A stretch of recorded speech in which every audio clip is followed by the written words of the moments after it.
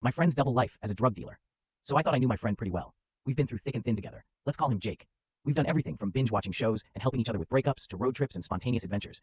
But about a week ago, I stumbled into a bizarre revelation that has completely shaken my perception of him. And honestly, it sounds like a plot twist out of a bad movie. One night, Jake invited me over, and he seemed a bit on edge. I shrugged it off, thinking maybe he was just overwhelmed with work. While we were hanging out, I jokingly asked him if he was up to anything illegal. You know, just a playful jab at how serious and intense he was acting. He chuckled, but then suddenly got serious and said, "You wouldn't believe what I get up to sometimes." At first, I just laughed and rolled my eyes, shaking it off as dark humor. But then he said it again, this time with fire in his eyes. Curiosity got the best of me, and I probed a bit more. That's when he leaned in and whispered, "I deal. Not just anything, the real stuff." My heart stopped. I mean, if you had spent as much time with him as I did, you'd have thought he was kidding, right? But then Jake showed me his stash, plastered all over his living room, small bags of various things, and honestly, the scene looked like a mix between a really bad crime movie and a chaotic art installation. I remember stuttering, "You've got to be joking. Are those what I think they are?" And he just nodded, laughter mixed with confidence and madness. My mind was racing. I always thought he was just a guy hustling for cash, but this, I mean, he had a whole operation going on. He was the local dealer. But wait, it gets weirder.